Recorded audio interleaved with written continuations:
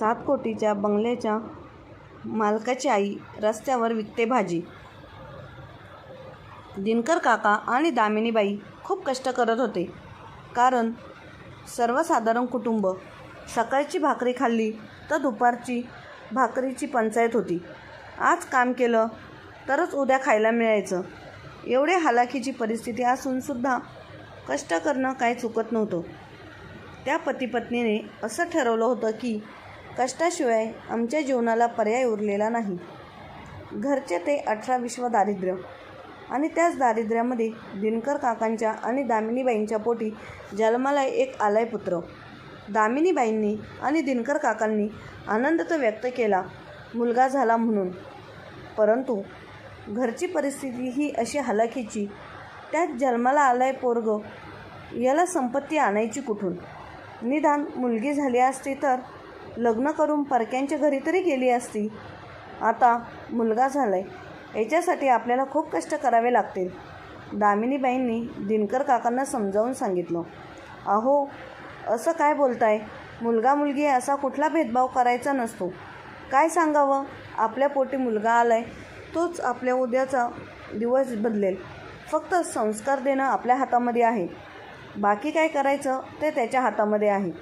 दिनकर काका आणि दामिनीबाईंचं बोलणं ऐकून तेवढ्यात जोमाने कष्ट करायला सुरुवात करायची.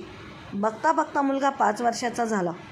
रेवतीबाईंनी मुलाचं नाव ठेवलं होतं स्वामी, आणि त्या सगळ्यांना सांगायच्या, माझा स्वामी आमच्या जीवनाचं सार्थक केल्याशिवाय राहणार नाही. आणि हे शब्द जेव्हा त्या मुलाच्या कानावरती यायचे तेव्हा तो विचार करायचा, स्वामी म्हणजे नक्की काय? परंतु नक्कीच काहीतरी मोठा अर्थ हा दडलेला असणारे. आणि आई म्हणते ना, म्हणजे नक्कीच मला ते करायचं आहे. मनामध्ये आईचे शब्द कोरून ठेवले. दोन्ही आईवडील आपल्या मुलासाठी मरमर कष्ट करत होते आणि त्या स्वामीला लहानाचं मोठं करत शिक्षण देत होते. तसा स्वामी हा अतिशय लहानपणापासून हुशार, ताठ मानेने चालणारा मुलगा होता. बघता बघता स्वामीने 10वीच्या बोर्डामध्ये देखील नंबर काढला, आणि त्याच्या अभ्यासातल्या प्रगतीने त्यांनी शाळेतच नाही तर संपूर्ण गावातच नाव हे उज्ज्वल केलं होतं.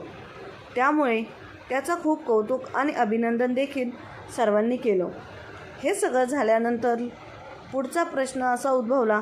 दिनकर काका आणि दामिनीबाई म्हणाल्या, मुलगा एवढा हुशार आहे, परंतु आता पुढचं ॲडमिशन घेण्यासाठी आपल्याकडे पैसे देखील नाही. करावं काय? मुलाला देखील या गोष्टीची जाणीव होती, परंतु दिनकररावांचं आणि दामिनीबाईंचं कष्ट मात्र संपूर्ण गाव बघत होतं. म्हणून गावाने एक निर्णय घेतला होता. स्वामीच्या शिक्षणासाठी दरवर्षी प्रत्येकाला स्वइच्छेने जेवढी मदत करायची आहे तेवढी गणपतीच्या मंदिरामध्ये आणून गोळा करायची, आणि वर्षाला जमेल तेवढे पैसे त्याच्या ॲडमिशनसाठी त्याला दिले जायचे. बघता बघता 6 वर्ष कधी उलटून गेली समजले देखील नाही, आणि स्वामीचे शिक्षण संपूर्ण गावाने केलं. दिनकर काकांना आणि दामिनीबाईला गावाचा उपकार मानावं तेवढं कमीच होतं. माझ्या गावाने माझ्या मुलाला शिकवलं हा मोठा अभिमान होता. स्वामीची MBA डिग्री पूर्ण झाल्याच्या नंतर पुणेसारख्या मोठ्या शहरामध्ये जाऊन मार्केटिंगच्या माध्यमातून आपलं असं एक वेगळं नाव कमवलं. म्हणतात ना, एक युनिकनेस असतो, तो स्वामीमध्ये दडलेला होता. आणि ती मार्केटिंगची पद्धत शिकून त्याने गावामध्ये सगळ्या गावकऱ्यांसोबत चर्चा करून सांगितलं, आपल्या गावामध्ये जो काही भाजीपाला पिकत आहे तो डायरेक्ट आपण इंग्लंडला एक्सपोर्ट करायचा. ती जबाबदारी माझी राहील, आणि यातून आपल्याला दुप्पट पैसे मिळतील. आणि स्वामी हुशार असल्यामुळे संपूर्ण गावाने त्याचं ऐकलं, आणि ते थेट भाजीपाला स्वामीच्या अंडर इंग्लंडला एक्सपोर्ट करू लागले. त्यातून त्यांना दुप्पट पैसे मिळू लागले, आणि संपूर्ण गाव हे श्रीमंत झालं. दामिनी नेहमी दिनकर काकांना म्हणायची, तुम्ही म्हटलं होतं ना मुलगा कशाला झाला आहे, आता याला प्रॉपर्टी कोण कमावणार? त्यापेक्षा मुलगी झाली असती तर लग्न करून दुसऱ्याच्या घरी निघून गेली असती. बघा, त्या स्वामीने फक्त घरच नाही तर संपूर्ण गाव श्रीमंत केलेलं आहे. माझ्या स्वामीने माझ्या जीवनाचे सार्थक केलं. दामिनीबाई सगळ्या गावाला आनंदाने सांगत होती, आणि स्वामीने देखील त्याचे टॅलेंटवर इतकं काही कमावलं होतं की 7 कोटींचा बंगला, दारापुढे काही लाखांच्या गाड्या उभ्या होत्या. परंतु कोणत्याच गोष्टीचा अभिमान नसणारा हा स्वामी होता. आणि ह्या स्वामीची आई मात्र तिने शेवटच्या क्षणापर्यंत कष्ट सोडले नाहीत. ती नेहमी म्हणायची, या कष्टामुळेच आज माझा स्वामी घडला आहे. या कष्टाची जाणीव आणि काळ्या मातीची निष्ठा ही मला विसरता कामा नये. म्हणून ती रोज शेतातून निघताना भाजीपाला घेऊन ती 30 लाखाच्या गाडीमधून विकायला जात होती. आणि ज्यावेळी गाडीतून भाजीपाला बाहेर काढला जात होता तो एक ताडपत्री अंथरून त्याच्यावर सिस्टमॅटिक पद्धतीने लावून विकायला ठेवला जायचा. तेव्हा मात्र ते पाहण्यासाठी गर्दी जमायची. अरे, 30 लाखाच्या गाडीमधून बाई भाजीपाला विकायला येते आणि तेही रोडवर. लोकांना प्रश्न पडायचा, यामागे नक्की काय कारण असावं. कधी कधी तर स्वामी देखील आपल्या आईला घेऊन सोडायला यायचा आणि त्यांना बघून लोक आश्चर्याच्या नजरेने त्यांच्याकडे बघायचे. पाहता पाहता ही बातमी खूप व्हायरल झाली आणि स्वामीच्या आईबाबांचा आणि संपूर्ण गावात सत्कार करण्याची लोकांनी दखल घेतली. आणि त्या सत्काराच्या वेळी स्वामीला बोलण्यासाठी दिल्यानंतर स्वामीने सांगितलं, मी आज जे काही आहे ते फक्त माझ्या आईवडिलांमुळे नसून तर माझ्या गावामुळे देखील आहे. माझं गाव माझा अभिमान आहे.